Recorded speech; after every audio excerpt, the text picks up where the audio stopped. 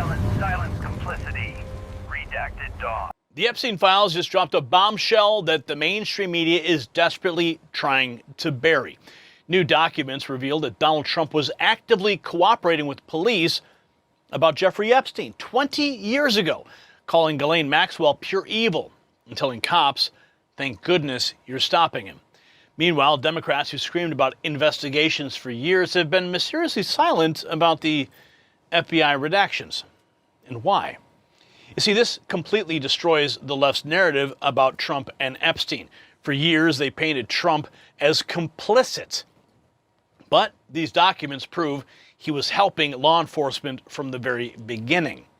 While Trump was warning police about Epstein's behavior and banning him from Mar-a-Lago, where were the Democrats? Not one word. No, not one word to Merrick Garland about releasing these files at all. Not one question about the redactions. They only cared about Epstein when they thought it would hurt Trump. Now that it vindicates him and potentially exposes their own allies, suddenly they're nowhere to be found. Of course, the hypocrisy is staggering. Speaking of things being buried, there is another story that the establishment does not want you to know about. While headlines focused on the Epstein files, the Trump administration just released a document that could fundamentally reshape America's mining sector. Now, this is real, and it's unfolding right now under Executive Order 14241. Most people completely missed it, but this goes far beyond typical policy changes. We're talking about a strategic shift that could secure America's mineral independence for decades. Now, the establishment media won't cover this because it threatens their narrative about American weakness. But companies like VCUFF, they are positioned at the center of this revolution. Now, they're not just mining copper. They are mining America's future. While other nations control our supply chains, VCUFF is developing domestic resources that could break those chains forever. Now, this is not speculation. It's actually happening right now. The question is whether you'll hear about it before it's too late. Now, that's the kind of strategic thinking that America needs, and it's exactly what we are seeing with these revelations. Now, there's an exclusive briefing that's been prepared just for you. It's linked down below. You need to check it out. We thank VCUFF for supporting our work here. But here's where it gets even more interesting. Some tech wizard claims he wrote the code that can unredact the entire Epstein file database in 30 seconds. Now, if that's true, we might be about to learn about why the FBI was so desperate to keep certain names hidden. It's probably not Trump's name they're worried about. Plus, Anna Paulina Luna is now talking about bringing new charges against Epstein's co-conspirators. Yes, the dominoes are starting to fall. The British Patriot says Trump played them again. Elon Musk drops that Trump is named in the Epstein files. Democrats freak out and demand a full release. Trump publicly acts reluctant against releasing them, and President Trump signs off on the full release. The final batch drops and reveals Trump is innocent. This sets up the trap, the perfect trap. Now Democrats who demanded transparency suddenly go quiet when the files actually expose FBI corruption instead of Trump. Ro Khanna writes, Trump's FBI scrubbed these files in March. The documents Justice got had the redactions that the FBI made back then.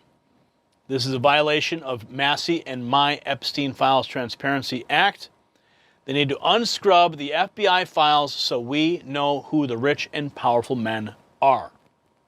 We played that clip where you and Congressman Massey said there are at least 6 men whose names have been redacted who should be incriminated by their inclusion in the files. Can you elaborate more on that? I mean, is it clear was that part of the group that was redacted in the first place? No, that is not part of the group. It doesn't look like that was part of the group that was redacted in the first place. There are certain documents that say there are 10 co-conspirators, 15 co-conspirators. In that document, some of them were women. Now, I don't know if those women were survivors or not survivors, but we give the benefit of the doubt to Justice. Maybe those were survivors who also happened to be co-conspirators and they appropriately redacted them. But there are 6 men in those documents, some of them foreign-born, a couple of them in the United States with their pictures, and there's absolutely no explanation for why they were redacted. Now, we just discovered 6 men in a 2-hour review. My guess is there are more of those people, and we are going to petition the Justice Department to release that. That could have been incompetence and a cover-up. The broader cover-up, though, that I'm concerned about is the scrubbing that took place in March in the FBI files, where all of this redacted information was then sent to the Justice Department. I think U.S. attorneys looked at it in good faith, but they were looking at documents that were already redacted. So when I said to the Justice Department person, who was very nice, helping me search through the documents, I said, why are these redacted? He said, well, sir, we got them this way. So we just are putting them up in the form we got them. And that is the big issue that needs to be addressed. Ro Khanna on CNN. This revelation about the FBI redactions opens the door to something bigger. New criminal charges against Epstein's network. Anna Paulina Luna reveals how the new charges could be brought against Epstein's co-conspirators and suspected clients after viewing the unredacted files. Your revelations this morning are now breaking the internet, and I just want to tee you up here. Referencing Snow White, the little girl is naughty, all of. Yeah, so I actually went in with a number of members of Congress. I'm actually going to be heading back today. I went in yesterday, and I spent some time looking at some of the most widely circulated emails. As you know, some of these emails, and I have my notes actually right here, had included, ages 10 and 11. Yeah. There was that famous redacted email referencing Snow White, the little girl is naughty, all of these things. So I actually went through. And what I found, to my surprise, as well as other members of Congress, to include Democrats, saw, some of these were coming from women. Now, the reason for the redactions that we're being told is that these are alleged victims. And then also even some of those beef jerky emails that are also very weird, also coming from women as well. Now, what Jeffrey Epstein and what has become apparent is that he was using his victims, ultimately grooming them to become traffickers.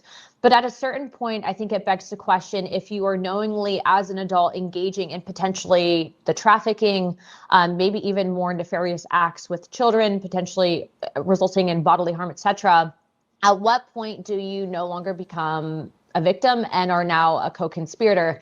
What's been interesting, though, is that I think that the statute of limitations, remember, the Jeffrey Epstein saga specifically is decades of information that's been compiled. And so there is certain statutes of limitations of which the DOJ might not be able to prosecute. However, if they use a civil rights statute, they can, to my knowledge, bring forward prosecutions. And it has been interesting because some people are saying, well, in order to get other names, remember, there's millions upon millions of files, but in order to name names, is it possible to potentially give immunity to some of these victims, not Ghislaine, but some of the victims, in exchange for testimony and naming names? Remember, we still have not received names from those victims directly. We were promised them. I also understand, though, that there is an active lawsuit with Deutsche Bank. But clearly, this is just the tip of the iceberg. Clearly, there's some very disturbing information. But what's been so horrifying to observe in all of this, Benny, is that you have victims that were then turned to traffickers. You clearly have instances where children were being discussed, and very disturbing emails, as everyone is publicly going into and diving into right now. But also, too, there's this aspect of this that has become political. And so if you're looking to truly receive justice for everyone involved, and then you see that people are taking certain things, knowing that we can see redacted information and then coming out and trying to implicate the president of the United States, obviously that's disturbing. But when you have ABC and multiple outlets, to include Forbes, being forced to report that the president essentially was largely responsible for Epstein's takedown, I think that pretty much says everything that needs to be said pertaining to the president's involvement with Jeffrey Epstein. And so we know that he really helped lead the charge. I just hope that people can stay focused on the issues at hand here. And I really am going to encourage the Department of Justice to consider using the civil rights statute to bring forward prosecutions and hopefully get justice for these victims. Yeah, okay, so talk me through. So Luna's bombshell about potential prosecution gets more explosive when you see what the tech bros are doing to crack the redacted names. Some dude on the internet says he wrote 25 lines of code that unredacts all the Epstein files in 30 seconds. Could be real, could be BS. But if he actually did it and suddenly goes quiet, we know what happened. Let's see what this guy's saying. 25 lines of code that can probably unredact all of the Epstein files in less than 30 seconds. It's really not that crazy. All it does is take a PDF and turns it into a Microsoft Word doc, because the Microsoft Word doc just completely removes all this black line right here. So took 0.2 seconds to do 2 documents. Before I end the video, I would just like to mention that I am not suicidal. I am a great swimmer, and I look forward to living my life well into my 80s. Oh boy. Oh boy. Apparently, Deepak Chopra was confronted for being in the Epstein files. If they're not called out by the court, they should be called out by citizens, says Mario Nafal. Mr. Chopra, sir, how are you? Sir, I've got to ask you, listen, sir, you built your entire career. You built your entire career on spirituality. What do you have to say about your actions with Epstein? Any regrets? You have any regrets? I said, do you have any regrets about your relationship with Epstein? What's that? You want me to decide? No, I'm asking you, sir. Well, you give me your opinion. Look, what? You have a right to your opinion. Look, I'm asking you, sir. When did you know the scope of Epstein's actions, sir?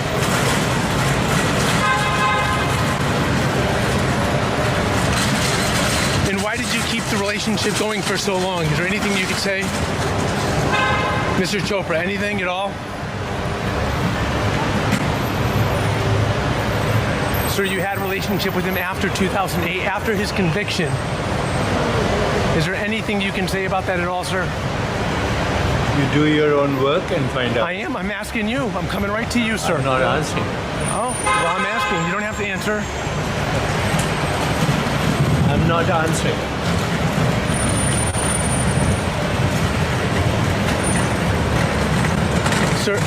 Sir, you said God is a construct. I know. I'm going to ask. You don't have to answer. That's fine. God is a construct, and cute girls are real, sir. You know, it wasn't tone, sir. It was more than tone.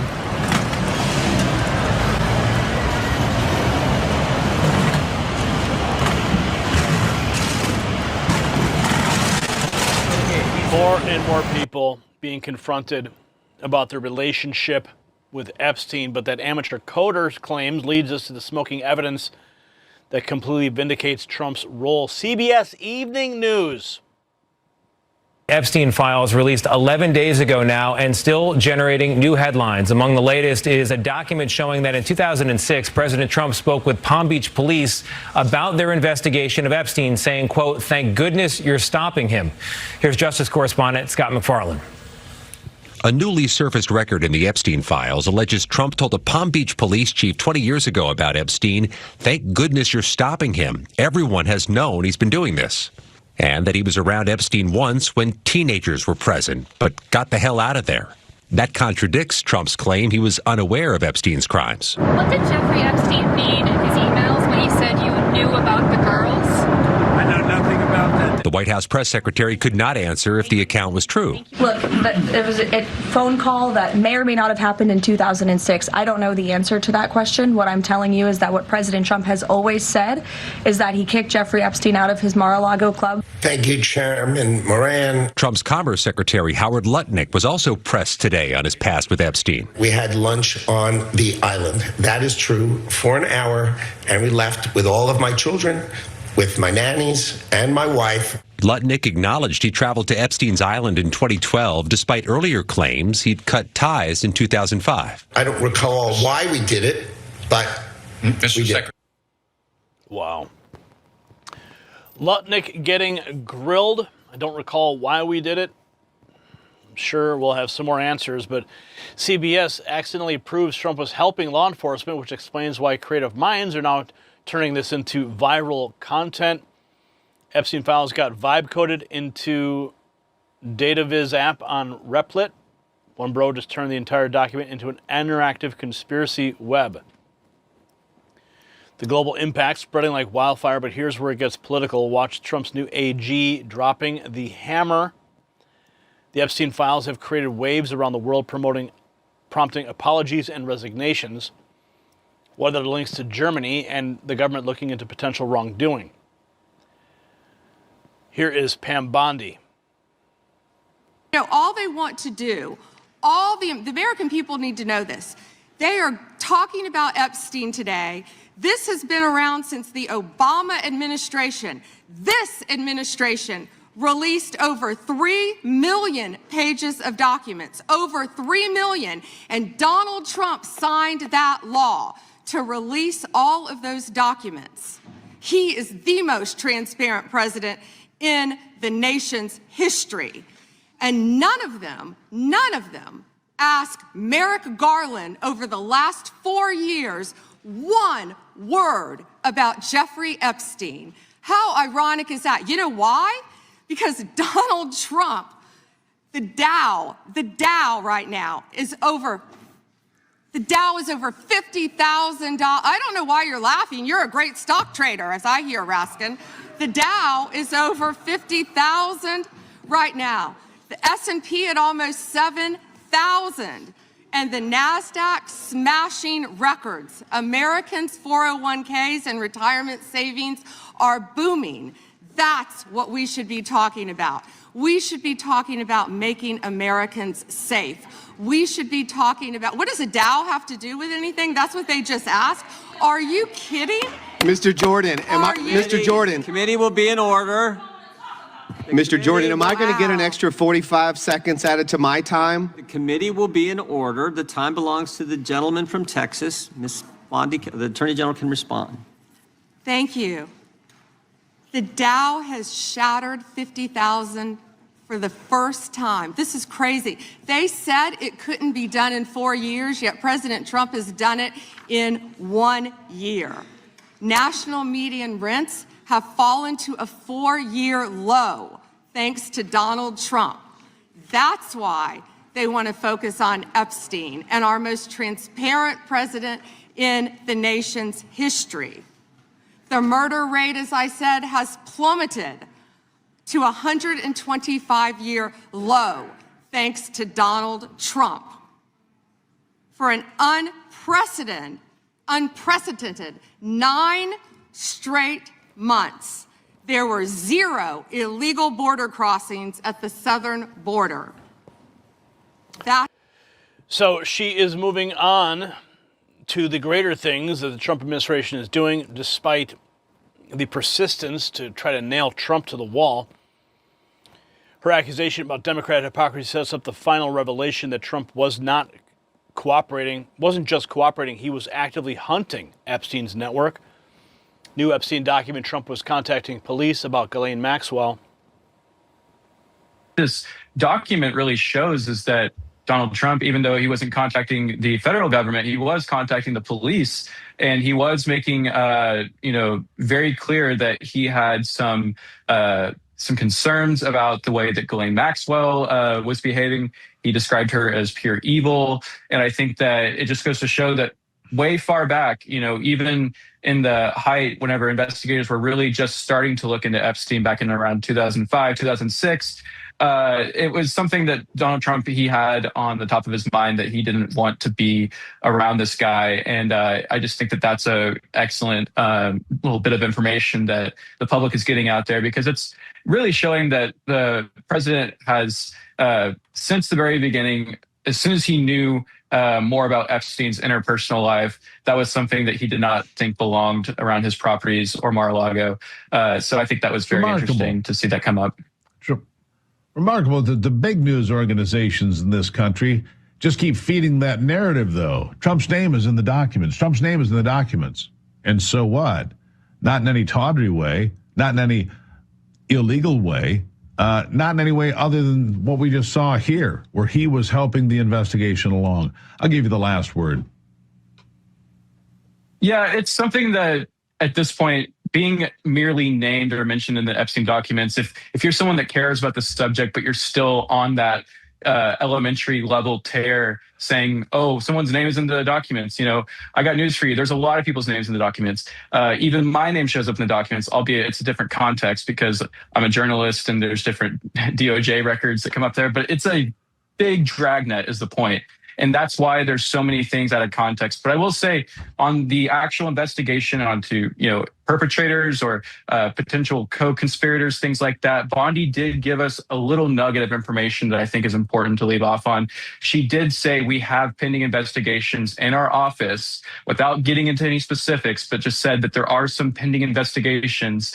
And, it's giving this intrigue about whether there's any conspirators that might be being looked into. The reason why I think this is important is because we already saw Pam Bondi said several months ago that there was an SDNY investigation that was reopened into Epstein. So I think that's something to pay attention to going forward. So 20 years ago, Trump saw evil. He called the cops. Democrats saw the same evil and stayed silent until they could weaponize it politically. Now the truth is coming out. Their silence is deafening. They don't want justice. They want a political weapon. The Epstein files just prove they picked the wrong target and protected the wrong people. And this is why Trump won. Americans are tired of the lies. They're tired of the cover-ups and tired of politicians who only care about justice when it serves their agenda. Trump was helping cops investigate Epstein while Democrats were probably at the same parties. And now they're scrambling to control the narrative. But it's too late. The truth has a way of surfacing, and when it does, it exposes everyone who tried to bury it. The question is simple. Do you trust the man who called the cops on Epstein, or the people who stayed silent? Let us know in the comments, and while you're showing your support for the truth, check out the Next News merch shop. The system controls information. Information control is power. They don't want you to see this. The truth only survives together. They don't want this. Share this now.